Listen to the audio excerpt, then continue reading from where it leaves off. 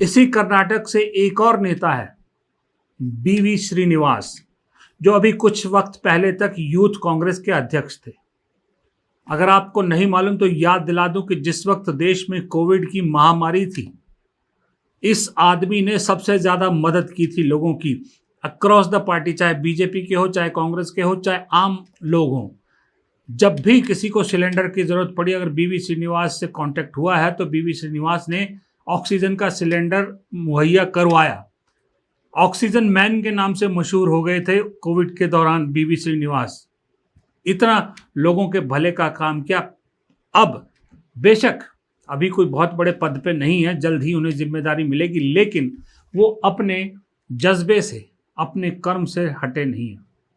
उन्होंने कर्नाटक के रहने वाले तो कर्नाटक के शिमोगा में ही एक ऐसा काम किया है जिसकी तारीफ बहुत होनी चाहिए, लेकिन बदकिस्मती इस देश की कि मीडिया ऐसी चीजें दिखाती नहीं है। अगर कहीं ये सत्ताधारी पार्टी के किसी नेता ने कर दिया होता तो शायद एक हफ्ते तक उसी पे डिबेट, उसी पे सारे प्रोग्राम हो रहे होते।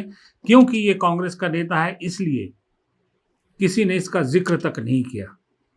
बीवी श्रीनिवास ने राहुल गांधी के जन्मदिन के मौके पर खुद फोटोग्राफ्स डाली, खुद वीडियो डाला कि कैसे उन्होंने एक महिला जिसको उसके पति ने छोड़ दिया था, सर से पिता का साया उठ गया था, साथ में एक छोटा बच्चा था, बरसात में, बाढ़ में घर ढह गया, सब कुछ खत्म हो गया।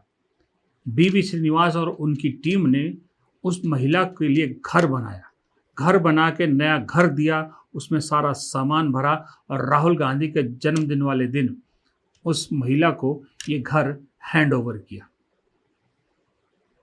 खुद पैसा इकट्ठा किया, खुद अपनी जेब से भी डाला, अपने साथियों की जेब से भी डाला, चंदा भी लिया। अब सोचिए, इस देश में जहां पर नेताओं की, एमएलएज, एमपीज पे करोड़ों रुपया खर्च किया जा रहा है अपने पाले में डालने के लिए, वहां एक नेता इतना शानदार काम करता है और उसे क्रेडिट तक नहीं मिलता, उसे कोई जानता पहचानता नहीं उसके इस काम को। ये देश की बदकिस्मती नहीं है तो क्या है, आप बताइए। लेकिन कर्नाटक में आज की डेट में सरकार कांग्रेस की है और जब से राहुल गांधी ने डीके शिव कुमार को मुख्यमंत्री बनाया है, कर्नाटक के नेताओं ने बीजेपी और संघ के नाक में दम कर दिया है। डीके शिव कुमार और प्रियंक खड़गे, इन दोनों ने वो करके दिखाया है जो 12 साल में कोई सोच भी नहीं सकता था कि इस सरकार के खिलाफ कोई ऐसा भी कर सकता है। एक ने संघ को कटघरे में खड़ा किया, संघ से जवाब मांगा, रजिस्ट्रेशन करने का हुक्म दिया, तो दूसरे ने वो कर दिखाया जो बीजेपी की महारत मानी जाती थी, यानी कि तोड़ फोड़, cross voting. DK Shivakumar ने हाल ही में कर्नाटक में जो एमएलसी चुनाव हुए हैं उसमें जिस तरह से बीजेपी जेडीएस के एनडीए से 11 वोट क्रॉस वोट कराई, 11 लोगों की क्रॉस वोटिंग कराई, उसने बीजेपी की नींद हराम कर रखी है। क्योंकि 12 साल में ये पेटेंट तो बीजेपी के पास था, ये हथियार तो बीजेपी का था। बीजेपी इसलिए मुश्किल में है कि भाई हमारा ये हथियार कांग्रेस कैसे इस्तेमाल कर सकती है, यही तो हमारा तुरुप का पत्ता है, अगर ये भी खुल गया तो हम तो गए। सोचिए, खुद कांग्रेस को क्रॉस वोटिंग के चक्कर में अपने झारखंड में एक सीट गंवानी पड़ी राज्यसभा की, लेकिन डीके शिव कुमार ने बीजेपी को बीजेपी की ही दवाई पिलाकर चित कर दिया। 12 साल में संघ को लेकर बहुत चिंतक, बहुत कांग्रेस के नेता कहते थे, ये राहुल गांधी खुद 12 साल से लगातार कह रहे हैं कि संघ की विचारधारा जो है इस देश के विपरीत है, संविधान के विपरीत है, इस देश की विचारधारा के विपरीत है। वो कहते हैं लड़ाई कांग्रेस की मोहब्बत की विचारधारा और संघ बीजेपी की नफरत की विचारधारा में है। और कई थिंक टैंक या पत्रकार या न्यूट्रल जर्नलिस्ट भी इस बात को मानते थे कि आरएसएस की जो विचारधारा है और आरएसएस जिस तरह से इस देश के खासकर शिक्षण संस्थानों में अपने विचारधारा के लोगों को भर रहा है, वो देश के लिए खतरनाक है। लेकिन कांग्रेस की कई राज्यों में सरकारें हुई, किसी की हिम्मत नहीं हुई कि संघ को कटघरे में खड़ा कर दे, संघ से सीधा पंगा ले ले।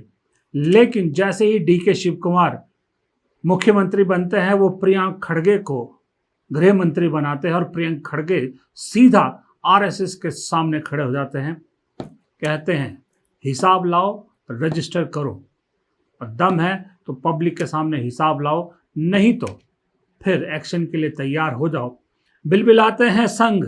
मोहन भागवत जी केरल में जाके कहते हैं कि जब हिंदू धर्म रजिस्टर्ड नहीं तो फिर आरएसएस क्यों रजिस्टर्ड हो। देखिए किस तरह की अजीबोगरीब बात करते हैं और फिर कहते हैं कि राहुल गांधी ऐसी बातें करते हैं।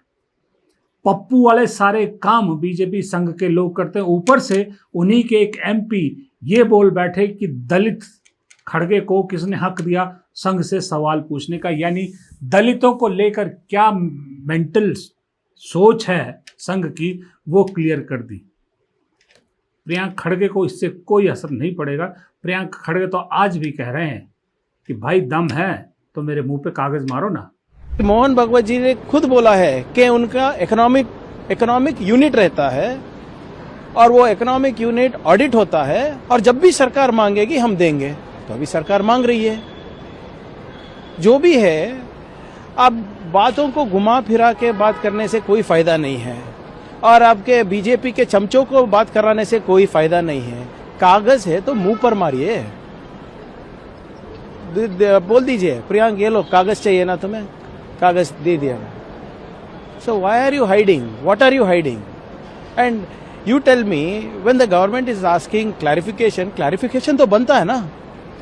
अगर क्लैरिफिकेशन सही निकला तो मैं सॉरी बोलूंगा, अगर उनका जो क्लैरिफिकेशन ठीक नहीं आए तो वो सॉरी बोले और जो कागज तैयार करना है कर ले। लेकिन सर वो ये कब बोला मैंने? उस लेटर में कुछ लिखा है क्या बैन करने कर रहा है करके, कर्नाटक सरकार हो या मैं हो? Have I ever said that? Tell me in that letter where have I even suggested that if you do not produce documents we will review your activities in public domain. Have I said that? Have I used the word ban? Have I used the word dharma? Have I used the word Hindu? Have I used the word religion? I have not used any of these words. अब RSS वाले BJP वाले हिंदू धर्म कभी register हो सकता है क्या? मैंने कब मांगा हिंदू धर्म रजिस्टर करो करके?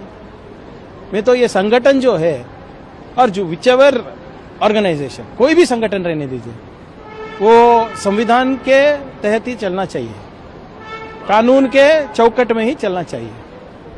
ये दो नेताओं की, दोनों एक ही कर्नाटक से, दोनों एक ही सरकार के हिस्सा, दोनों की दिलेरी के और दोनों को बीजेपी के उसी के घर में उसी के हथियार से चित करने की कहानी आपको मालूम है। देश की बदकिस्मती बहुत जल्द खुशकिस्मती में बदलने वाली है। अगर राहुल गांधी ने जिन लोगों को सेलेक्ट किया है, अभी तो उदाहरण सिर्फ कर्नाटक से आया है, धीरे धीरे आप देखिएगा पूरे देश से इस तरह के उदाहरण आएंगे जहां ईंट का जवाब पत्थर से भी देंगे कांग्रेस के लोग और लोगों के दुख दर्द भी बांटेंगे। इसीलिए मैंने कहा कि कर्नाटक कांग्रेस के लिए दरअसल धाकड़ नेताओं की फैक्ट्री बनता जा रहा है। 3-4 लोग और अभी हैं, बहुत सारे किस्से हैं, लेकिन ये जो अभी हाल फिलहाल में 3 किस्से आए मैंने आपको सुना है, अभी आपके सामने और किस्से आएंगे और राज्यों से आएंगे, क्योंकि वो कहते हैं ना कि रेस के घोड़े, बारात के घोड़े, लंगड़े घोड़े राहुल गांधी कहते हैं ना। अब सही में राहुल गांधी खुद छांट के रेस कोर्स में जाकर रेस के घोड़े चुन रहे हैं और उन्हें रेस में दौड़ा रहे हैं। और रेस में दौड़ाने वाले सही घोड़ों का चयन का असर है कि आज बीजेपी सदमे में है, संघ भी सदमे में है और मानवता गौरवान्वित महसूस कर रही है। फिलहाल संडे के दिन इतना ही छोटा सा वीडियो आपके लिए। पसंद आया तो लाइक शेयर कीजिएगा, कमेंट कीजिएगा और चैनल को सब्सक्राइब जरूर कीजिएगा। नमस्कार।